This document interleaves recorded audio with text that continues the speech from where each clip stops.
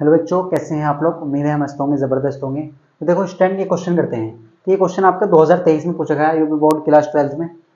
अब देखो ये क्वेश्चन थोड़ा डिफरेंट टाइप का क्वेश्चन आया है, पहली बार ऐसा क्वेश्चन आया है बोर्ड में। देखो ऐसे क्वेश्चन भी एग्जाम में आ सकता है। ये एक डेरिवेशन है और आपसे बोला गया ये एक डेरिवेशन है, वैसे आपने पढ़ा होगा इसे। देखो ये क्या कह रहा, आपसे सब कुछ डाटा दिया है, आपसे बोला गया कि एम द्रव्यमान क्यों आवेश एक कण एक समान विद्युत क्षेत्र ई में विराम अवस्था से चलकर, देखो ये बहुत इंपॉर्टेंट वर्ड, इसे समझिए, विराम अवस्था, इसका यूज भी करने वाले हैं, से चलकर डी दूरी तय करता है, डी दूरी तय करता है। तो सिद्ध करना है हमें कण द्वारा वेग, जो कण की स्पीड है, जो वेग है वो इतना है, हमें ये प्रूफ करना है। हमें क्या करना है, ये प्रूफ करना है कि इतना वेग है। अब क्या करना है, वेग प्रूफ करना है। सर ये कैसे प्रूफ करने वाले, देखो ये आपने पढ़ा होगा। अब इस क्वेश्चन को करना कैसे है, तो 2023 में आया है। देखो ये क्वेश्चन 2023 के पेपर में ये क्वेश्चन आया था। अगर हम बात करें इस क्वेश्चन की, देखो कैसे करते हैं प्रूफ। तो स्टूडेंट, इससे पहले हम बहुत सारे क्वेश्चन कर चुके हैं, देखिए पार्ट 7 तक कर चुके हैं, ये पार्ट 8 है। तो इसमें हमने 2024 के क्वेश्चन किए हैं, न्यूमेरिकल प्लस डेरिवेशन, तो दोनों करे हैं। अगर आपने नहीं अभी तक वो लेक्चर नहीं देखे तो डिस्क्रिप्शन में जाइए, पार्ट 1 से देखिए, आपको 100% चीजें क्लियर हो जाएंगी। और आपके तो 2025 के लिए बहुत इंपॉर्टेंट क्वेश्चन है, वो सब तैयार हो जाएंगे। तो अगर हम बात करें आपसे, देखो हिसाब कैसे करेंगे। तो सबसे पहले अगर आपको सिद्ध करना है, आपको क्या सिद्ध करना है, आपका टारगेट क्या है। सर हमारा टारगेट क्या है, हमारा टारगेट है v बराबर, हमें क्या प्रूफ करना है, v बराबर अंडर रूट में क्या प्रूफ करना है, हमें 2q ad अपॉन m, हमें ये लाना है। हमें किसी भी तरीके से सर ये लाना है। तो आप कैसे लाएंगे, देखो तो आप इसका आंसर कैसे देंगे, देखो सॉल्यूशन, आप इसका उत्तर कैसे देंगे, आप बहुत ध्यान से देखें कैसे करना प्रूफ। आप अगर हम बात करें आपसे, देखो आपने एक चीज पढ़ी होगी। सबसे पहले अगर हम बात करें, तो अगर विद्युत क्षेत्र की बात करिए, वो भी एक समान विद्युत क्षेत्र में कण पर लगने वाला बल कितना होता है, ये बताइए आप। अगर हम आपसे पूछें विद्युत क्षेत्र में, यानी कि एक समान विद्युत क्षेत्र में, या विद्युत क्षेत्र में ऐसे लिख सकते हैं आप, विद्युत क्षेत्र में कण पर, आवेशित कण पर, या ऐसे लिख सकते हैं आवेशित कण पर, विद्युत क्षेत्र में आवेशित कण पर लगने वाला बल वो कितना होता है। देखो थोड़ा सा बहुत अच्छा इंटरेस्टिंग क्वेश्चन है, लगने वाला बल, एक एक पॉइंट क्लियर करते चलना है। देखो आप विद्युत क्षेत्र में आवेशित कण पर लगने वाला बल कितना होता है, तो बल को कैसे दिखाते हैं सर, F से। तो F बराबर क्या हो जाएगा यहाँ पर, देखो आवेशित कण पर लगने वाला बल होता है EQ, क्या होता है EQ। देखो आपने पढ़ा है ना, E बराबर F अपॉन Q, यहाँ से आया है फॉर्मूला E बराबर F अपॉन Q। तो F बराबर क्या जाएगा, क्रॉस मल्टीप्लाई करेंगे तो EQ क्या जाएगा, EQ, तो यहाँ से आया। अब देखो आपको F तो मिल चुका है, बल तो मिल चुका है, अब आपको क्या निकालना है, आपको क्या निकालना है। देखो यहाँ पर क्या आ रहा है, 2Q AD अपॉन M।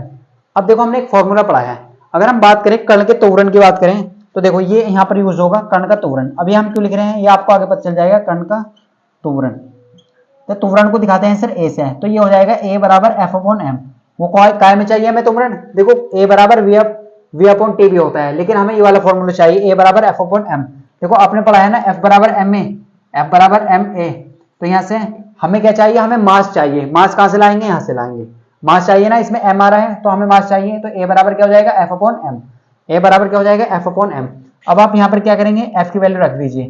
तो एफ की वैल्यू निकाली हमने ए क्यू, और नीचे क्या है एम। तो हम ऐसे कह सकते हैं हमारे पास ए की वैल्यू कितनी आ चुकी है सर, ए की वैल्यू आ चुकी है ए की अपॉन एम, ए क्यू अपॉन एम। तो आप इसे बंद कर दीजिए, इसकी वैल्यू का यूज करेंगे हम क्या करेंगे, इसका यूज करेंगे। अब आप यहाँ पर देखिए ध्यान से, अब आप क्या करेंगे, यहाँ पर देखें ध्यान से। अब हमें क्या मिल चुका है, हमें ए की अपॉन एम मिल चुका है, लेकिन हमें क्या चाहिए, हमें क्या चाहिए, डी चाहिए, विस्थापन चाहिए। अब देखो विस्थापन कैसे ला सकते हैं, डी क्या है, दूरी, विस्थापन देखो ये बोला भी गया है यहाँ पर, डी क्या है, दूरी है, डी क्या है सर, दूरी। तो हम क्या यूज करेंगे यहाँ पर, हम क्या यूज करेंगे, एक चीज और देखो यहाँ पर दी है, क्वेश्चन में गिवन है विराम अवस्था। अब आप अगर आपने क्लास 11th पढ़ी है और क्लास 9th पढ़ी है, तो आपने क्लास 9 में एक चैप्टर पढ़ा होगा मोशन, और क्लास 11th में पढ़ा होगा मोशन। अब ऐसे तो है नहीं आप 12th में मतलब ये आएगी, 11th तो करके आए हैं, 9th भी करके आए हैं, तो आपको पता होगा कि जब कोई भी चीज रेस्ट में होती है ना, विराम अवस्था में होती है, तो उसका इनिशियल वेग 0 होता है, उसका प्रारंभिक वेग कितना होता है, 0 होता है। तो हम बात करेंगे गति की तृतीय समीकरण से, किसकी बात करेंगे, गति की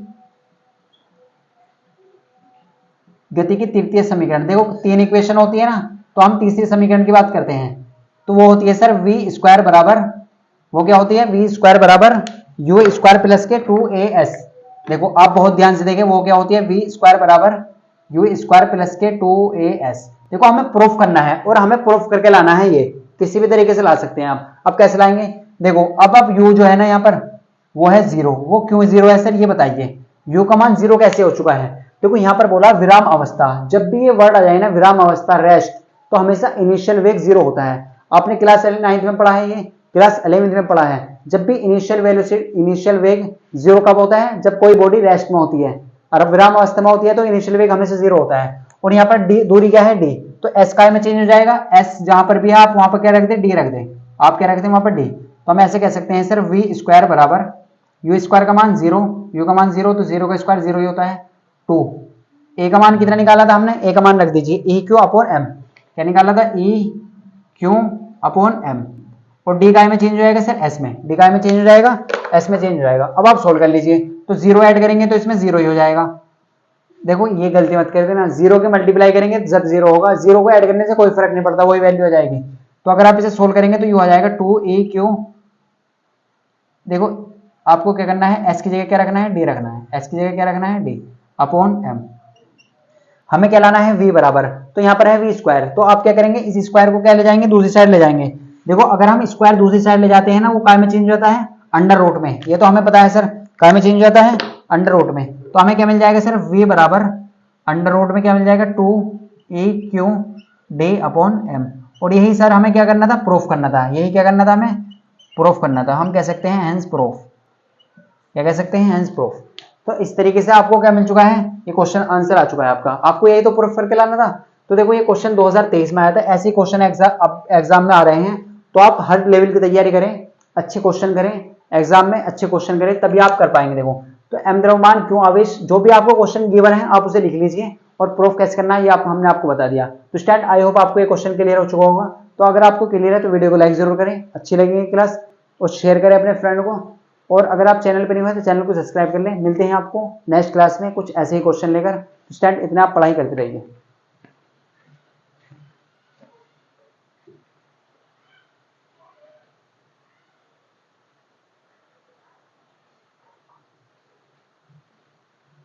तो स्टूडेंट आपको ये क्लियर हो चुका होगा। देखो ये क्वेश्चन अगर हम बात करें आपसे, देखो अगर हम इसकी बात करते हैं आपसे, तो देखो चैप्टर 1 की अगर हम बात करें, अगर हम आपसे बात करते हैं चैप्टर 1 की,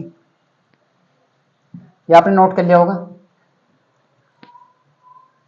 देखो थोड़ा सा चैप्टर के बारे में समझते हैं। अगर हम चैप्टर 1 की बात करें ना आपसे, अगर हम किसकी बात करें सर, चैप्टर 1 की, क्लास 12 फिजिक्स में चैप्टर 1 में बहुत चीजें बहुत इंपॉर्टेंट है।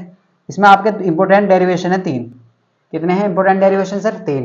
पहला डेरिवेशन सबसे इंपॉर्टेंट आता है इसमें, अक्षय स्थिति में विद्युत द्विध्रुव के कारण विद्युत क्षेत्र की तीव्रता। अक्षय स्थिति में विद्युत द्विध्रुव के कारण विद्युत क्षेत्र की तीव्रता, ये बहुत इंपॉर्टेंट है, वेरी वेरी इंपॉर्टेंट है आपके लिए 2025 के लिए, 2025 के लिए बहुत खास है।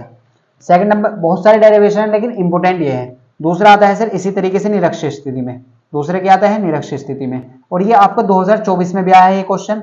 ये क्वेश्चन कब आया है, 2024 में भी आया। ये हमने पार्ट 2 में कराया है, पार्ट 2 आप देख सकते हैं, पार्ट 3 देख सकते हैं। तो ये सब क्वेश्चन हमने करा दिए हैं वहां पर। अगर हम बात करें, एक होता है बल एवं आघूर्ण का व्यंजक। देखो इस पर एग्जाम में इस पर न्यूमेरिकल भी आता है और इसका डेरिवेशन भी आता है, बल एवं आघूर्ण, बल एवं आघूर्ण का व्यंजक। और ये भी क्वेश्चन आपका 2024 में पूछा गया। देखो इस चैप्टर में ये सबसे इंपॉर्टेंट चीजें हैं। और फिर बात करेंगे हम गॉस की प्रमेय की। नेक्स्ट लेक्चर में हम बात करने वाले हैं गॉस की प्रमेय के बारे में, गॉस की प्रमेय का अनुप्रयोग। और हर एक सेट में एक ना एक क्वेश्चन जरूर आया है गॉस की प्रमेय से, ये आपको याद रखना है। तो ये दोनों क्वेश्चन 2024 में पूछे गए, निरक्षीय स्थिति में और बल एवं आघूर्ण का व्यंजक, 5 नंबर का। तो स्टूडेंट आप पार्ट 1 से देखिए, स्टार्टिंग से देखिए पार्ट 1 से, तो आपकी जो प्रिपरेशन है बहुत अच्छी हो जाएगी, क्लियर हो जाएगी चीजें आपको। तो इस तरीके से आपको करना है। देखो तो हमने आपको बताया चैप्टर के बारे में, और गॉस की प्रमेय के बारे में बात करेंगे हम नेक्स्ट लेक्चर में। जितने भी क्वेश्चन एग्जाम में पूछे गए हैं इससे रिलेटेड वो सब करने वाले हैं। तो आई होप आपको ये सब चीजें क्लियर हो चुकी होंगी। तो स्टूडेंट कोई भी डाउट है तो आप कमेंट करके पूछ सकते हैं हमसे।